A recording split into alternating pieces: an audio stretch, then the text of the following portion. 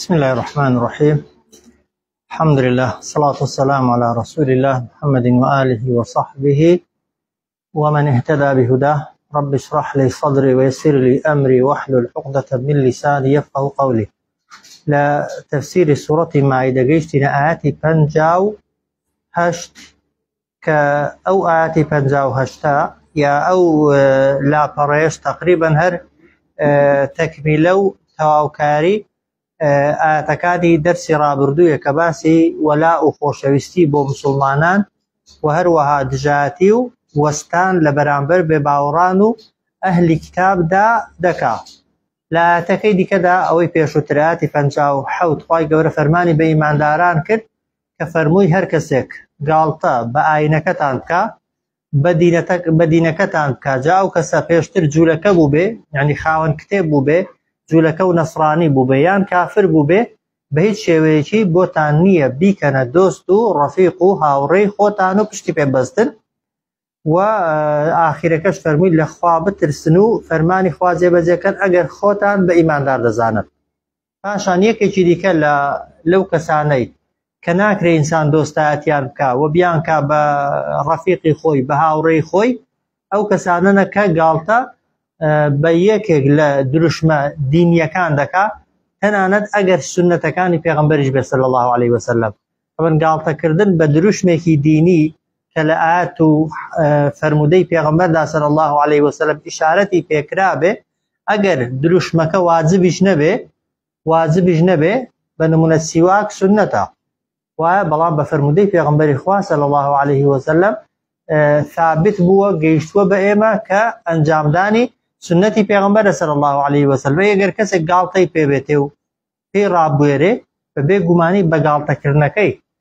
لە دین دەردەچێ بەوە کە سیواکی نەکا هیچی لێ نایە و گوناهیشی ناگاتێ بەڵام بەوە کە گاڵتەی پێدەکا لە دین دەردەچێ. هەموو سنەتێکی پێغەمبەر صلی الله علیه وسلم ئازادی لەوەی دەیکەی یا نایکەی کردت ئەجرێکی زیادت دەست دەکەوێ نەتکرد تاوانبار نابیت بەڵام کە گاڵتەت پێکرد و پێت ڕابوارد بێگومان بە خودی گاڵتەکردنەکە بە قسەی خوا و بە قسەی پێغەمبەر ئینسان لە دین دەردەچێ. بۆیە ئەو کەسانەی کە گاڵتە بە دروشمە دینیەکان دەکەن جا بە نوێژە سنەتەکانە بە سیواکە بە ڕیشە بە حیجاب و لچکە بە هەر دروشمێکی دیکەی دینیە ئەو کەسانە بۆ خۆیان لە دین دەردەچن و ئیماندارانیش بۆیان نییە دۆستایەتی و ڕەفیقایەتی و هاوڕێیەتی لەگەڵ ئەو جۆرە کەسانە ببەستن. خوا دەفەرمێ وەئیذا نادەیتم ئیلە الصەلاة کاتێک کە بانگتان دەدا بۆ نوێژ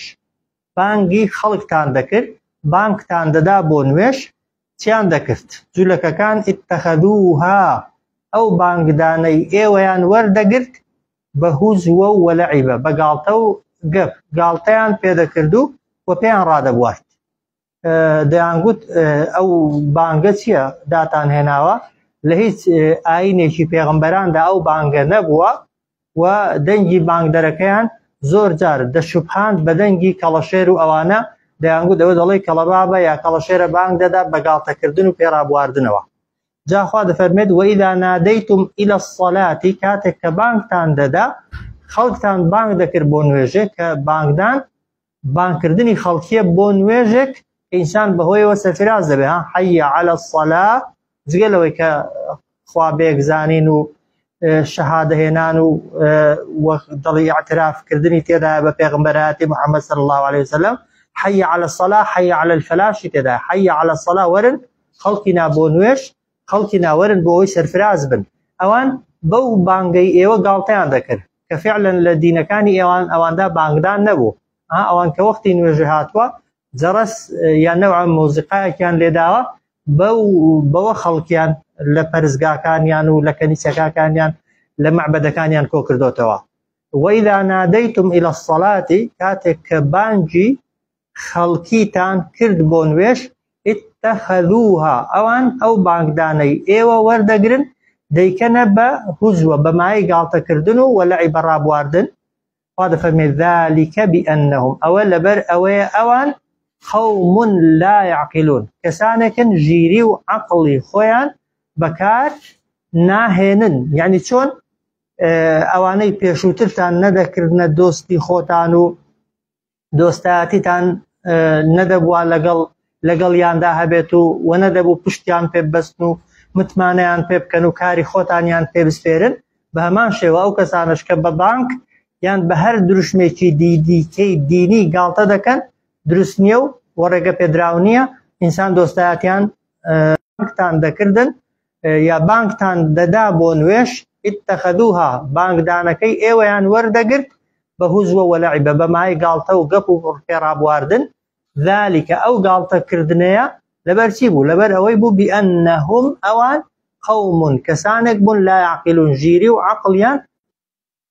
بأنهم قوم لا يعقلون لبر أوي بوك أوان كسانك بون جلانك بون جيريان بكار ندهنا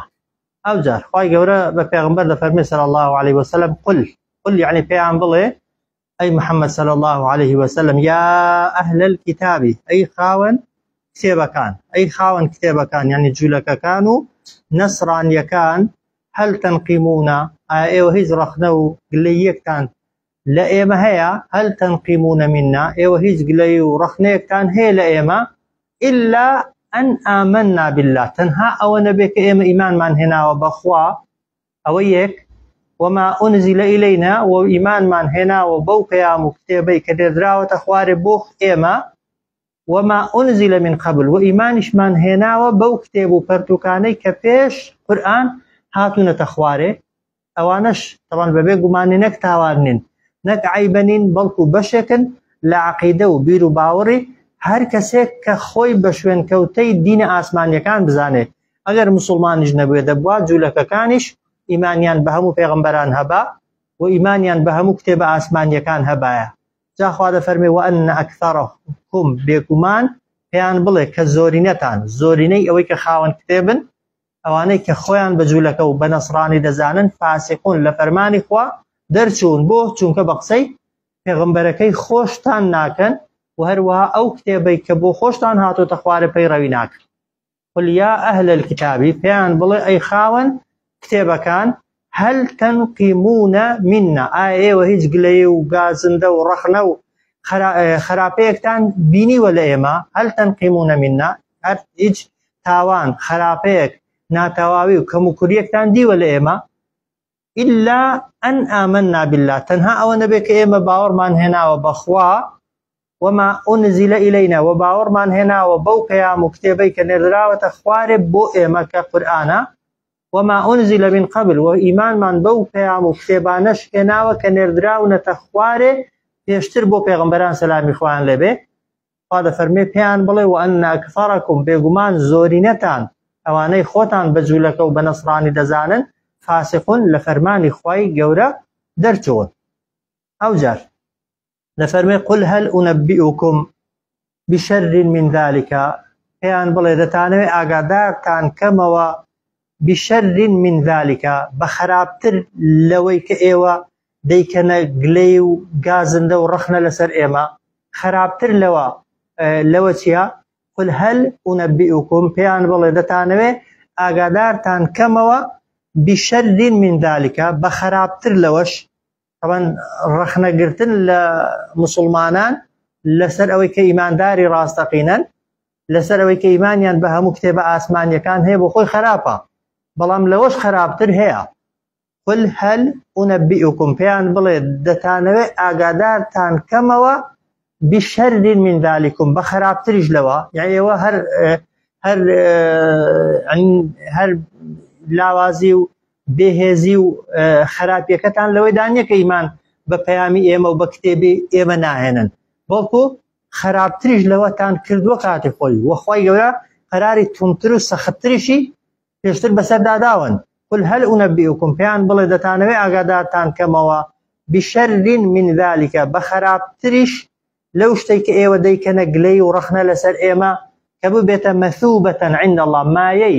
پاداش تو سزا وەرگرتنەوە لەکن خوا بۆتان مەثوبە بۆ خۆی لە ئەسڵدا بە معنای پاداش دێ بەڵام خوای گەورە لێرە پاداشتەکەی لە جێگای سزا بەکارهێناوە ها یعنی کاف ئەهلی کتاب لەسەر ئەو هەڵوێستانە نەک پاداش نادرێنەوە بەڵام بەڵکو سزا دەدرێن بەڵام خوای گەورە وەکو تعزیبێکی نەفسی سزاکەی بە پاداش بۆ ناو بردوون دەفەرمێن هەل ئونەبئوکم دەتانەوێ ئاگادارتان کەمەوە بشەردین بخرابتريج لوا كمثوبة عند الله كبوبة مايي پاداش سزا بوتان لكن خوا ذا خوا ده فرمت من لعنه الله هر کس خوای گەورە نەفرینی لێکرد بێ هەر کەسێک خوای گەورە نەفرینی لێکرد بێ سزا و عقوبە و ئەشکەنجەکەی لەکن خوای پەروەردگار زۆر زۆر سەختە ئەوە یەک کە خوای گەورە پێشتر چەندان جار لعنەتی لە بەنو ئیسرائیلیەکان لە جوولەکەکان کردووە لە سەرزاری پێغەمبەرانیان ئەو جار وەغەضب عەلەیه و هەروەها خوای گەورە تووڕەیی خۆی ڕشت بێ بەسەریاندا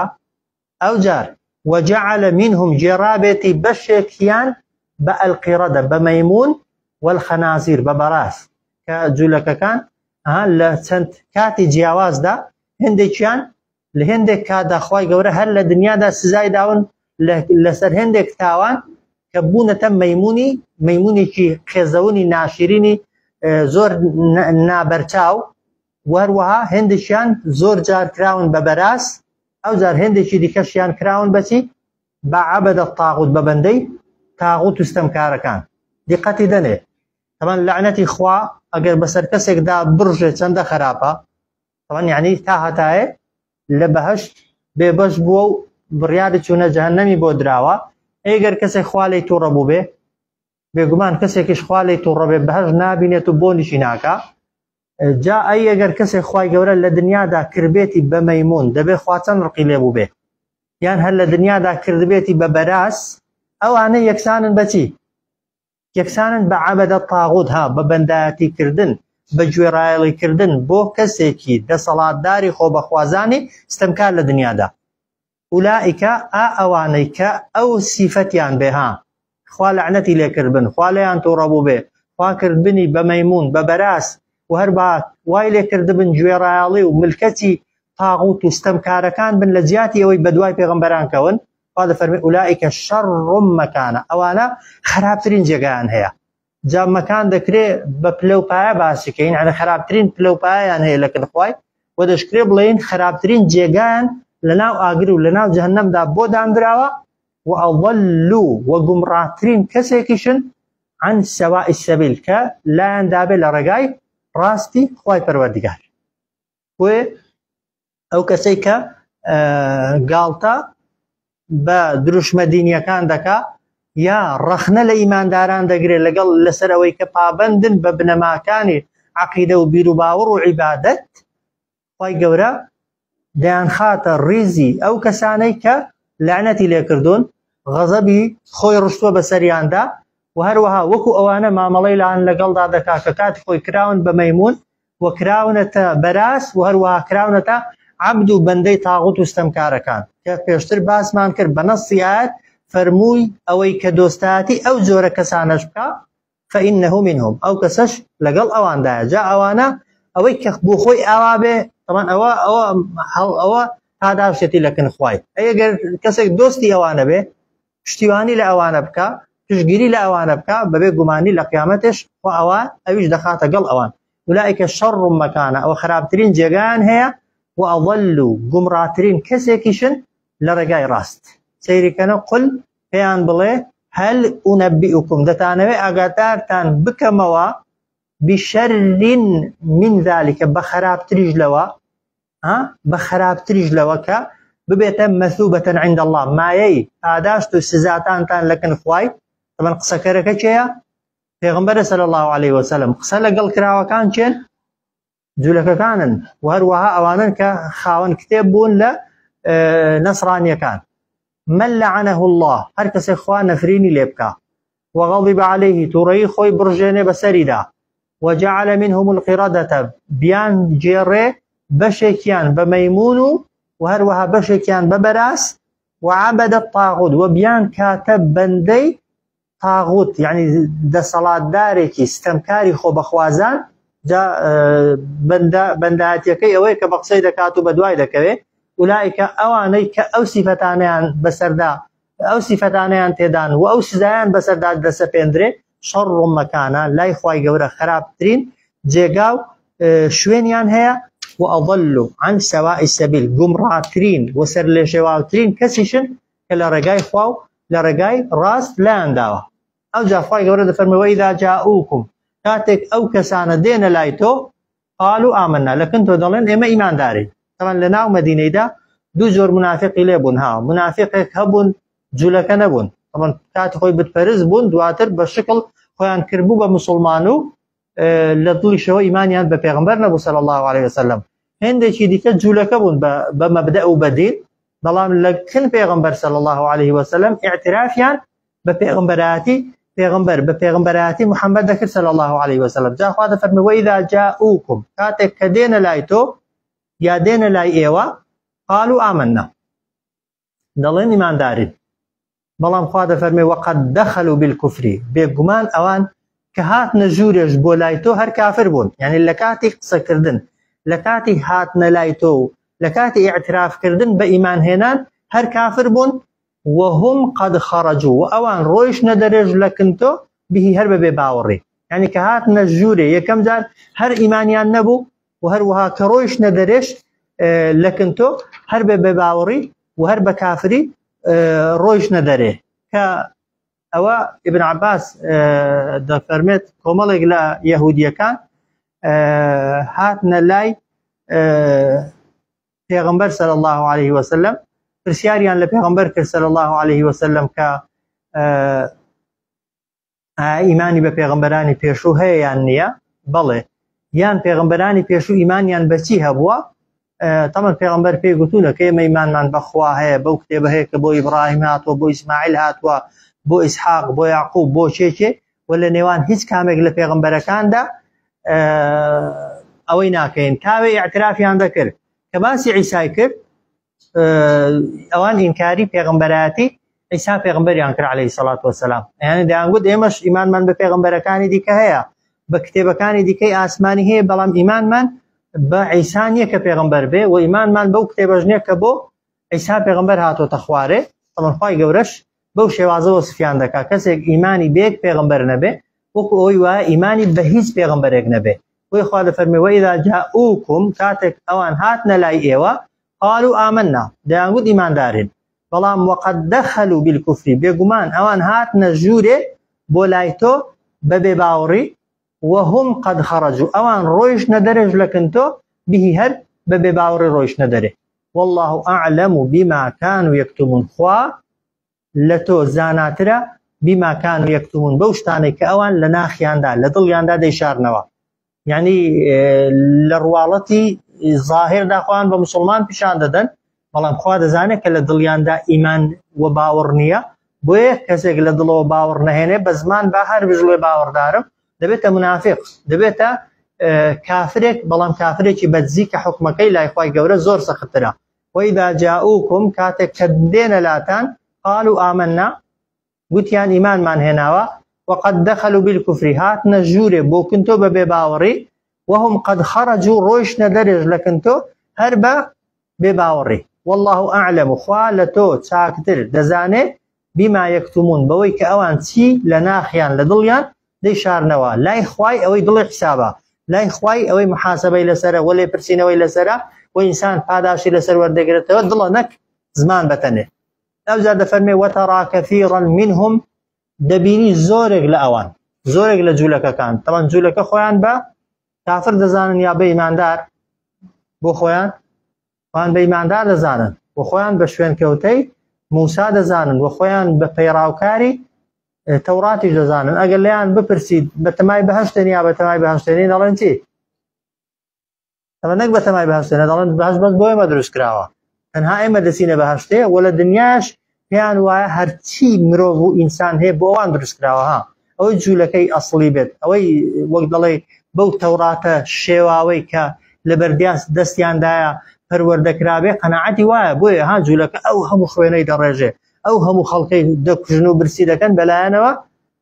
نك شتي اسايه بيان وای چالاكي وقت دل جهاد و خباتك زور زور گوريان كردو بو قيامته نك بتاواني نازارن بيان وای اول قيامته هم دسته ترازوی چاکە و حەسەناتەکانیان چونکە پێیان وایە مرۆڤەکانی دیکە بۆ خزمەتکاری ئەوان دروست کراون جا لەگەڵ ئەوەی کە خۆیان بە حساب بۆ قیامەتێ و بۆ بەهەشتێ داناوە بەڵام دەفەرمێ وترى كثيرا منهم دەتبینی زۆرێک لە ئەوان يسارعون پەلەیان پێش بڕکێ دەکەن و پەلەیانە في الإثم لە ئەنجامدانی گوناه والعدوان ولا دزريجي كردن واستم كردن لخلقي وأكلهم السحت لخواردن مال حرام لشوي ديني آسماني دا تاوان جيد بيتوا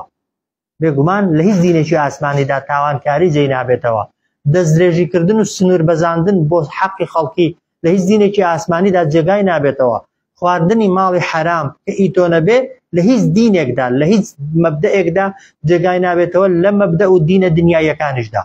كسيك جا لغناه نقريتوا لدزريجي كردن واستم نقريتوا لخواردن مال حرام نقريتوا هزار زار خوي بمسلمان وبإيمان دار وبشوين كوتي پیغمبران وبيغمبر بزانه ادعاء وبانگش كردن وخو بمسلمان زانين كيف فلسك قلبنا يعني هذا فرمي وترى كثيرا منهم دبيني زورق لأوان يسارعون في الإثم فليانا لأنجام داني قناه والعدوان لأنجام داني دزريجي كردن واستنبو سر خلقي وأكلهم السحت لخواردني مالي حرام هذا فرمي لبئس بدل نياية وخرابترين ما اشتيك كانوا يعملون كأوان أنجام ددنو ديك لبئس ما خرابترين اشتيك كأوان يعملون ببردوامي أنجام ددنو ديكن خود بشوين كوتي ديني آسماني بزاني كسي لقناه نقريوا لدزريجي كردن واستم كردني خلقي نقريوا لخواردني مالي حرام نقريوا أو خوشت بمسلمان وبإيمان دار بزاني لا إخوائي لبئس ما كانوا يعملون خرابترين كاركا كأوان أنجام ددن أو زا أخوة فرمين لولا ينهاهم الربانيون والأحبار عن قولهم الإثم وأكلهم السحت خوزيا أوانيك يعني الرقريان اللي ذكردن لخلق عوام آسايا كشي الربانيون خوانا سكانيان أوانيك شارزاي دينكيان بون بحساب خوشيان خوان بعبادة خواپرستی يقلا كردبويوا والأحبار وهروها أوانيك عالم زانا كان يانن رقريان التي لذكردن عن قولهم الإثم لويك سبكا بقناه اشتي قناه بلين وأكلهم السحت ولويك بخون مالي حرام بويه هركاتك قسي تاوانو خرافة أنجام درا أركي سرشاني أو كسانيك خوان بديندار دزانن خوان بشارزاد دزانن دستي كسا خرافة كاركان بقرن رقري لكسا خرافة كاركان كان جا اگر بيان كرا بدست بيان نكرا بزمان هرنا دبي بدل لاي كمي خرافة كت بينا خوش نبي كأوا اگر جيشت كار جيشت اوي كبز بدل بينا خوش بي پیغمبر ده فرمي او اضعف ايمانا اي اگر كسك نا بدز رقري كر نا بزمان رقري كر نا بيشي ناخوش بو خوي خرافي ناكا بلام علاقي خلقي شنيا تاكو خرافي بكن هل بيوكو يكبو پیغمبر لسر أبي ده فرمد وليس وراء ذلك حبة خردل من الإيمان أو كسا بقدر دنك خردليك إيمان للدانيا تاكو خرافي بيوكو يكبه بوي اللي رخوال لو آتي زمي چه دكا آتكي بيشو زمي أو كسي كخودي قناها كي دكا خودي مال حرام كي دخوا خودي أو كسي كدزدرجي دكا لير زمي أو كسي كا بخوي خرافة كي ناكا مال حرام كج ناخوا دزدرجي ناكا تسر خلقي بلام لبرانبر أويدا تاوان دكري خرافة دكري خوي صم بكم دا دنشتو علاقي كسي نيو وقدل بو قسيك خو كز ناس تقبري كسو خو كز بقسم ناكا خو كز يوم لناغري بوي خوي دبرينيتوا كبدل نيايو خوي غورا ها لسر اوانج دفرمل لبئس ما كانوا او باسي كسكانها باسي او كزاني رغري كينا كان دفرمل لبئس ما كانوا يصنعون اوش خرابترين كاركا كديكي كرغريناكي لولا يعني خوزيا ينهاهم رغان لدغرتن شي رغان لدغرتن لان قد غدا كردن اغاداريان دكردن الربانيون والاحبار خواناس شارزاكانيان التي عن قولهم الإثم لويك قسي تاوان كان وأكلهم السحت لويك بخون مالي حرام جا خواد فرمي لبئس ما خرابترين شتيقبو كانوا أو أحبار رهبانانها أو خواناس الزانانا أنجاميان دادا بويا ها كاتي خويك أو قوميك خوي قورا كردني بميمون وكردني ببراس لسرسي كردنيا اواني بون ببراس بون بميمون بوچی کرانا ميمون كذا زانه يلا ايه ايه بۆسم خی گەورە هەر ڕاوچیەکانی کرد بە مەیمون هەمووشی ها تەنانەت ئەوانەشی کە بێدەنگ بوون لە بەرامبەریاندا ڕێگریان لێ نەکردن خو ئەوانیشی کردنێ ئەوان بۆیە ئەو کەسەی گوناهەکەی دەکات بە تاوانی گوناهەکەی کەسێکیش کە دەزانێت تاوانە و بێدەنگ دەبێت بە تاوانی ئەوەی بۆیە دەفەرمێت لەولا ينهاهم خۆ زیان ڕێگریان لێ دەکردن خواناس و زاناکان عن قولهم الإثم لە قسەی تاوان وأكلهم لخواردنيان بو مالي حرام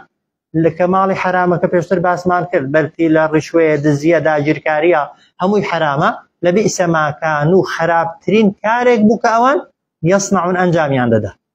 أو جار خواهي قورا باسي صفتك ديكي جولك كان دكا دلنتي وقالت اليهود ديانقود يهودية كان يد الله مغلولة نعوذ بالله دستي خواهي نقاوة ديانقود خواهي قورا دستي نقاندوا بمعنى أوي كخوار رزيلة نعوذ بالله أو هم ويهيا بوخوي نايدا بخلقي أوي كبيوستيتي دعوة لأيما دكا كمال مان هي دبي بي ببخشي كخوا دفرمت غلت أيديهم بنوقت لناو تشيش شلل بيدستي أوان ولعنوا خواي قولا لرحمتي خوي لبهاش دوري خصنوا بما قالوا بهوي أو خسيك ديانك طبعا رزيلي صفتك باشا يا خرافة صفتێکی خراپە بە هیچ شێوەیەکی ڕەزیلی صفتێکە پاڵ نادرێتە لای نەک خوای گەورە ها ڕەوانیە کەسێکی ئیماندار صفەتی بەخیلی تێدا بێ ها حەدیثمان هەیە پێغەمبەر دەفەرمێ صلی الله عليه وسلم دڵێک لێ کاتیدا ئیمان و بەخیلی ئیمان و ڕەزیلی تێدا کۆ نابێتەوە ئەوسم ئیماندار لە صفەتی ڕەزیلی دەبێت دوور بێ ئەی خوا بۆ خۆی نەعوذ بالله ويفتريش رحمك الله وقالت اليهود يهودية كان ديان قلت يد الله دست خواي نعوذ بالله مغلولة نقاوة أو بوي لو كاتي تفسيري أو أتانا داقر إنسان في بكري علماء دفرمون إشارة إجنك بدز بوي تشبيه تدانا به ولا كاتي خوالنوي آياتكان إجدا أو كلماتي كفر پیغمبر صلی الله علیه وسلم که گیشتو او آیاتانا ادبا ننگشی نظم کردوتو لآستیان دا وقالت اليهود يهودية كان ديان قلت يد الله دست خواي مغلول نقاوة يعني خوا نعوذ بالله الرزيلة بمعنى خواي قورش توكو دعان لك هذا فرمد لعنت غلت أيديهم بنوقت دستيان وايلة به هيتي لينيت داري أوزار ولعنوا نفرينيان لكرا بما قالوا فهوي أو قساني ككرديان فعلا زولك يستا رزيل ترين مخلوق دروس كراوي أو سرزويا بل يداه خواد فرمين نخير دست خواي نقاونين يداه دستكان خوا هردوكي مبسوطتان هميشه كراوان دست خوا هميشه كراوان ينفقوا دبخشت خوا كيف يشاء بلام چون بيوه چون بيوه وبچه بيوه وچندي بيوه اوندي دلاته بحزي دنيا بل يداه مبسوطتان دست خواي هميشه كراوان ينفقوا دبخشت كيف يشاء چون بيوه او جا خواد فرمي ولا يزيدن سوين ببخوا بدلنيا وزياد دبه بو كثيرا منهم بو زورق لأوان ما أنزل إليك بهوي أو كتابو پرتو كي كده تخوار بوتو من ربك للان پروردگارت سيان بو زياد دبه طغيانا نگاخبونو بباوري يعني حتى آياتيان زيادر بسر دا بخوينيوا حتى قرآنيان بسر دا زيادر بخوينيوا حتى زيادر آموشگاريان كي اوان لزياتي اوي ايمانيان زياد به كافريتي و ياخينو بباوريان زياد دبه طبعا تايبتمند انسان ايماندار چون لبرانبر قرآن دا كآياتي بسر دا دخوين دريتوا كيادي خوادكا زادتهم إيمانا إيماني إنساني تاكو باشو دلخاوين زياد دبه بس كسي كافر كسي بباور حتى آياتي زيادر بسر دا بخوين دريتوا و زيادر آموشگاري بكري بو چونکە ئەگەر پێشتر ئیمانی بە ئاەتێک و بە دوو ئاەت نەبوو بێ ئێستا کە ئاەتێکی دیکەشی بەسەردا دەخوێنی و ئیمانی بەیش نابێ ئەگەر ئاەتێکی جێبەجێ نەکرد بێ ئێستا ئاەتێکی دیکەی فێر دەکەی ئەویش جێبەجێ ناکە یعنی سزاکەی عقوبەکەی سەختتر دەبێ بۆیە دەفەرمێت وەلەیەزیدەنە کەثیرا منهم بە دڵنیاییەوە زیاد دەبێت بۆ زۆرێک لە ئەوان ما ئونزیلە ئیلەیکە بەهۆی ئەوەی کە دێتە خوارێ بۆ تۆ لەلایەن پەروەردگارتەوە تۆغیانن یاخێبوون و بێباوەڕی جا ئەوە پێوەرێکی زۆر چاکە بۆ ئینسانیش بەڕاستی ئەو کاتێک کە ئاەتی خوا دەخوێنیەوە یا بۆت دەخوێندرێتەوە فەرمودەی خوا تەفسیر دەکەی یا بۆت تەفسیر دەکرێت ئەگەر هەستت کرد ئیلتیزام و دین و ئیمانت جوڵی تێکەوت بەرەو زیاد بوون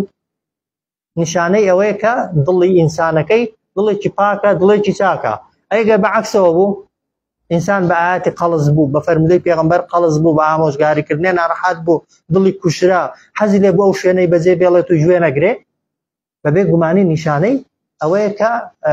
یعنی لە جیاتی لایەنە باشەکەی لایەنە خراپەکەی زاڵ دەبێت بەسەریدا ئەو جاخوا دەفەرمێ وەئەلقەینا بەینەهم العەداوەتە یەکێکی دیکە لە عوقوبەکان کە خوای گەورە بۆ جوولەکەکان ناردوویەتی ئەوەیە وەئەلقەینا بەینەهم خوا دەفەرمێ خستمانە نێوانیان هەڵماندایە نێوانیان العەداوە دوژمنایەتی والبەغضاء ڕق لە یەکتر بوونەوە إلى يوم القيامة هەتا ڕۆژی دوایی لە کوڕەی سەرزەوی دوو جوولەکە نین بەیەکەوە دڵیان ساو بێ بەیەکەوە دڵیان باش بێ بەیەکەوە محبەت و خۆشەویستیان بۆ یەکتری هەبێ ئەی بۆ ئێستا حەز دەکرێت کە هەمویان یەک هەڵوێستن و یەک مەوقیفن ئەو لە بەرامبەر ئیمانداراندا لە بەرامبەر مسلماناندا دەنا لە ناخەوە لە دڵەوە یەکدیان خۆش ناوێ ئینسانیش کە خۆشەویستی کەسی لە دڵدانە بوو متمانەی بە کەس نەبوو ئیسراحەت لەو ژیانەی ناکە با بڕواڵەتیش دەسەڵاتی هەبێ و شتی هەبێ وألقينا بينهم العداوة خستمانا نيوانيان دجمناتي ورقوقين تا ڕۆژی دوایی ئەو جا خوا دەفەرمێ كلما أوقدوا نارا ئەوش مژدەی تێدا بۆ ئیمانداران دەفەرمێ هەر کاتێک دادەگیرسێنن ئاگرێک للحرب بۆ شەڕ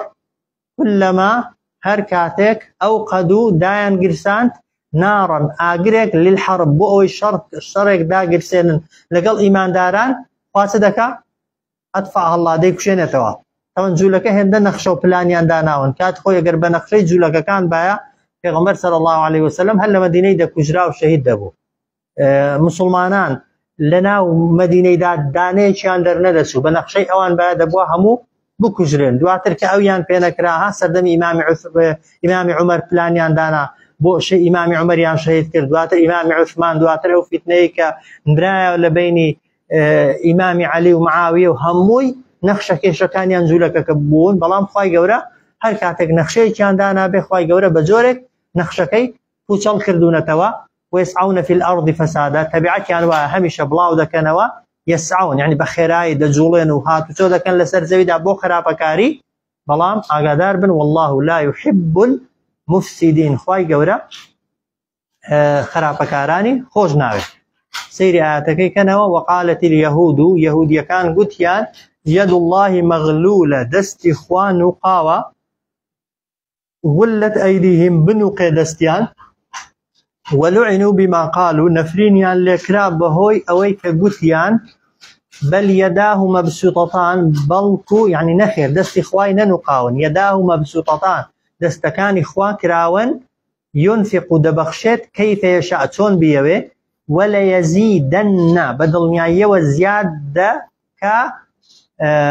كثيرا منهم بوزورك لأوان ما أنزل إليك من ربك أويك نردراوة خواري بوتو للان پروردگارت تيان بو زيادك طغيان ياخبون وكفرا بباوري وألقينا بينهم العداوة وخصمانا نيوانيان دجمناتي ورقوقنا إلى يوم القيامة هتا روجي دواي كلما أوقدوا نارا للحرب هركاتك دان قرسان دبه ئاگرێک بۆ شەڕ یعنی فیتنە و ئاشوب و پلانێکیان دانابێ بۆ خراپەکاری ئەطفەئها الله خوای گەورە کوژاندوویەتەوە و ئەوەی ئێستاشی داهەنگیرساندووە مژدەیە بە دڵنیاییەوە خوای گەورە بە جۆرێک دەیکوژێنێتەوە و سەری خۆیان دەخوا ويسعون في الأرض فسادا وبڵاو دەکەنەوە و دەسوڕێنەوە لەسەر زەوی بە خێرایی بۆ خراپەکاری بڵاوکردنەوە والله لا يحب المفسدين خوای گەورە ئەو کەسانەی خۆش ناوێت کە خراپەکارن و خراپەکاری بڵاو دەکەنەوە صلى الله على سيدنا محمد وعلى آله وصحبه